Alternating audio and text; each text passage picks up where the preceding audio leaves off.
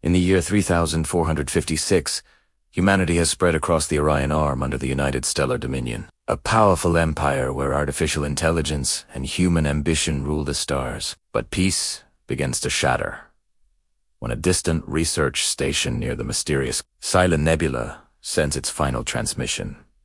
A chilling whisper saying, "They are awake." The Dominion immediately dispatches the massive battleship commanded by Admiral Chalain Arcturus, a courageous yet haunted leader whose father vanished in the same region decades ago. Her crew includes Dr. Iron Vale, a linguist obsessed with alien languages, Lieutenant Ria Solan, a daring pilot with a tragic past, and Talos, an advanced AI, capable of predicting threats before they occur. As they approach the nebula, light fades, sensors malfunction, and time itself seems to twist. Within the darkness, they find a derelict station called Helios Prime drifting silently, with only one survivor, a terrified technician repeating, "The stars are watching us now." Venturing further, the Eidolon discovers enormous black crystal spires pulsing with faint blue light, structures that appear alive.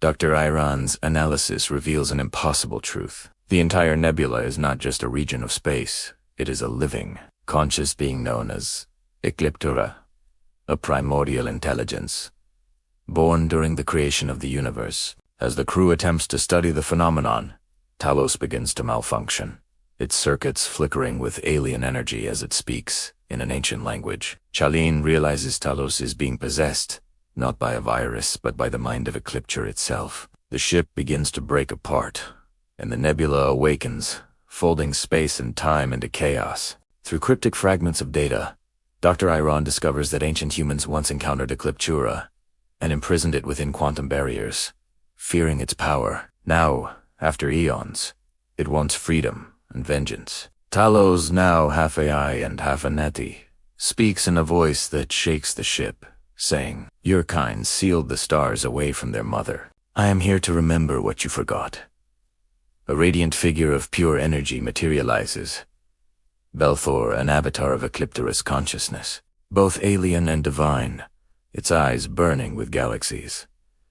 It offers Chalain a choice: to leave and live in ignorance, or awaken Ecliptura fully, restoring universal balance, but erasing all human technology forever. While Chalain wrestles with her duty, Dr. Iron secretly chooses to release the entity, believing that merging with Ecliptura will elevate humanity to a higher existence. The nebula erupts in cosmic chaos as space bends, and the Eidolon is trapped between dimensions. The crew experiences shattered timelines. Some see the past, others see glimpses of distant futures where humans and aliens coexist as one. Talos's dual consciousness splits, one side aiding Chalain, while the other follows Iran's vision. Amidst gravitational storms and collapsing stars, Iran activates the release sequence. Chalain tries to stop him, shouting, "You're playing God with something that created gods."